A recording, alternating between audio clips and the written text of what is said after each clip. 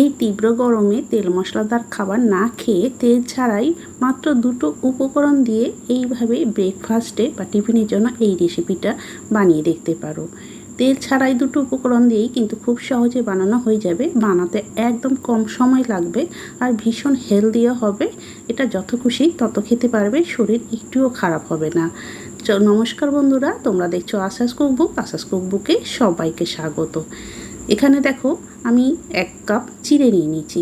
এই রেসিপিটা বানানোর জন্য 1 কাপ চিড়ে নিয়েছি আর এই চিড়েটা একটা বড় সাইজের বাটির মধ্যে ঢেলে দিলাম। চিড়েটা দেখো এখানে এটা আমি পাতলা চিড়ে নিয়েছি, মোটা চিড়েও নিতে পারো, তবে পাতলা চিড়ে নিলে খুব তাড়াতাড়ি ঝটপট বানানো হয়ে যাবে। চিড়েটা ভিজতে টাইম লাগবে না, সাথে সাথে ধুতে ধুতে কিন্তু নরম হয়ে যায়। এবার চিড়েটাতে জল দিয়ে 2-3 বার জল পাল্টে পাল্টে ভালো করে ধুয়ে নিচ্ছি, কেন চিড়েতে প্রচুর নোংরা থাকে, তাই 2-3 বার জল পাল্টে পাল্টে চিড়েটা ধুয়ে নিলাম। এবার ওই কাপ মেপেই 1/2 কাপ দিয়ে দিলাম সুজি। এই দুটো উপকরণে কিন্তু আজকে রেসিপিটা বানানো হয়ে যাবে। আর এবার ওই কাপ মেপেই আমি দিয়ে দিচ্ছি 1/2 কাপ জল দিয়ে এবার ভালো করে চিড়ে আর সুজিটা জলের সাথে এইভাবে মিশিয়ে নিচ্ছি। প্রথমে বেশি জল দেবে না বন্ধুরা, মাপগুলো আমি দেখিয়ে দিচ্ছি, সেভাবেই কিন্তু দেবে। 1/2 কাপ জল দিলাম, দিয়ে ভালো করে মিশিয়ে নিলাম। এবার ঢাকা দিয়ে এটা বেশি সময় না, 2 মিনিটের জন্য সরিয়ে রাখবো। এবার ততক্ষণে আমি এই রেসিপিটা খাওয়ার জন্য একটা টেস্টি চাটনি লাগবে, সেই টেস্টি চাটনিটাও যাতে সহজে বানানো যায় সেটাই তোমাদের সাথে দেখাচ্ছি। এখানে দেখো ভাজা বাদাম নিয়েছি, দোকানে যে কেনা পাওয়া যায় ভাজা বাদাম সেটাই নিয়েছি। আর এবার ওই বাদামের মধ্যে আমি দিয়ে দিলাম 3 চামচ টক দই। এবার টক দই দেওয়ার পরে এখানে ঝালের জন্য 2টো কাঁচা লঙ্কা দিয়ে দিলাম, দিয়ে এবার এটা ঢাকা দিয়ে ভালো করে এটা পেস্ট করে নিয়ে চলে আসলাম। আর এটা পেস্ট করার সময় অল্প একটু জলও দিয়েছিলাম, জল দিয়ে পেস্টটা বানিয়ে নিয়েছি। এবার মিক্সিং জারে বেশ কিছুটা লেগে আছে, তার জন্য আরও একটু জল দিয়ে বাকি পেস্টটাও বাটির মধ্যে দিয়ে দিলাম।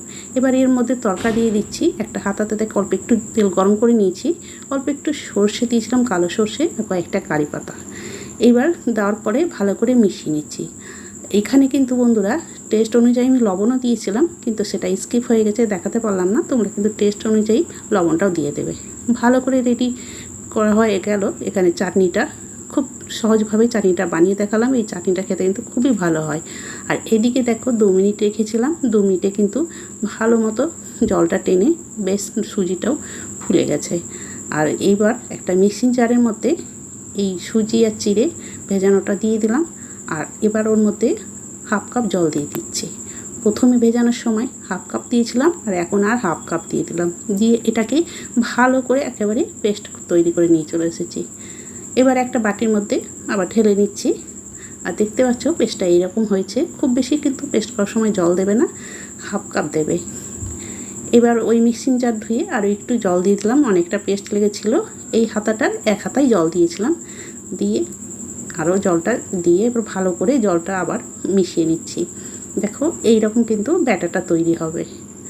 এবার ওর মধ্যে দিয়ে দিচ্ছি স্বাদ মতো লবণ, 1/2 চামচ মতো লবণ দিয়ে দিলাম। লবণটা দেওয়ার পর ভালো করে আবার মিশিয়ে নিচ্ছি।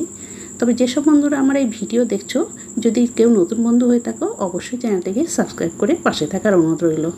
এবার দেখো এখানে আমি দিয়ে দিলাম বেকিং পাউডার, 1/2 চামচ দিয়ে দিলাম বেকিং পাউডার। তো বেকিং পাউডারটা দিয়ে ভালো করে মিশিয়ে নিচ্ছি। তোমরা চাইলে কিন্তু বেকিং পাউডার বদলে ইনো ফ্রুট সল্টও দিতে পারো। আমি এখানে বেকিং পাউডারই দিলাম 1/2 চামচ, বেকিং সোডা না বন্ধুরা, বেকিং পাউডার। এবার ভালো করে মিশিয়ে নিয়েছি। মেশানোর পর এবার গ্যাস ধরে একটা ননস্টিকের তাওয়া বসিয়ে দিয়েছি। কয়েক ফোঁটা তেল দিয়ে একটা টিস্যু পেপার নিয়ে তেলটা ভালো করে চারিদিকে এইভাবে ঘষে ঘষে তুলে দিলাম। মানে একদম তেল ছাড়াই বানাবো, শুধু প্রথমে একটু তেল দিয়ে এইভাবে চারিদিকে মাখিয়ে নিতে হবে, তার জন্য তেলটা দিয়ে মুছে নিলাম। এবার গরম হয়ে যাওয়ার পর 1.5 হাতা করে ব্যাটারটা দিয়ে একটু বড় করে দিলাম। আর দেওয়ার সাথে সাথে দেখতে পাচ্ছ জালি হতে শুরু করেছে। এবার ঢাকা দিয়ে মিডিয়াম টু লো হিটে 1 মিনিট রেখে দেবো। 1 মিনিট রেখে দিলে কিন্তু এটা পুরোপুরি তৈরি হয়ে যাবে। 1 মিনিট পর ঢাকাটা খুলে নিচ্ছি। দেখো ওপরটা কিন্তু একদম শুকনো হয়ে গেছে, আর এই সাইডে এই জলগুলো দেখছো, এটা ঢাকা দেওয়ার জন্য জলটা পড়েছে। এবার এটাকে আমি তুলে নেব। একদিকে এটা ভাজতে হবে, আবার উল্টে দিয়ে আর ভাজতে হবে না, এইভাবে কিন্তু হয়ে যাবে। দেখতে পাইলে কত সুন্দরভাবে তৈরি হয়ে গেল। আর কিন্তু কোনো তেল লাগছে না। দেখো বন্ধুরা, তেল ছাড়াই আমি কিন্তু বানিয়ে দেখাচ্ছি তোমাদের। আবারও 1.5 হাতা ব্যাটার দিয়ে একটু বড় সাইজ করে দিলাম, দিয়ে আবারও ঢাকা দিয়ে দেবো। ঢাকা দিয়ে আবারও 1 মিনিট রেখে দেবো। 1 মিনিটে কিন্তু এক একটা তৈরি হয়ে যাচ্ছে। ভীষণ হেলদি আর যেমন হেলদি তেমনি কিন্তু টেস্টি হয়। এটা যত খুশি ততই খেতে পারবে, খেতেও ভালো লাগে। আর সকালে এইরকম তাড়াহুড়োর মধ্যে প্রচণ্ড গরমে এইভাবে ঝটপট কিন্তু দুটো উপকরণ দিয়েই বানিয়ে দিতে পারো, সবাই ভীষণ পছন্দ করবে। দেখো আবারও আমি তোমাদের দেখালাম আর একটা বানিয়ে তেল ছাড়াই, আর একে একে কিন্তু আমি সবগুলোই ভেজে নিয়েছি। আর দেখো কতটা সুন্দর হয়েছে আর ভীষণ নরম হয়েছে। আর উল্টো দিকটা দেখো এইরকম কালার হবে, একদিকে ভাজবে আর আরেকদিক কিন্তু ভাজতে হবে না। আর এটা ভীষণ টেস্টি হয় খেতে। আর সাথে আমি এই চাটনিটা নিয়ে আসলাম, আর এই চাটনিটাও কিন্তু ভীষণ টেস্টি হয়। খুব সহজভাবেই চাটনিটা দেখালাম, এইভাবে চাটনিটা বানিয়ে নেবে, বাদামের চাটনি খেতে দুর্দান্ত হয় বন্ধুরা। তাহলে বন্ধুরা আজকের আমার এই রেসিপি তোমাদের কেমন লাগলো কমেন্ট করে অবশ্যই জানাবে। ভালো লেগে থাকলে বন্ধু ফ্যামিলির সাথে বেশি বেশি করে শেয়ার করে দেওয়ার অনুরোধ রইল।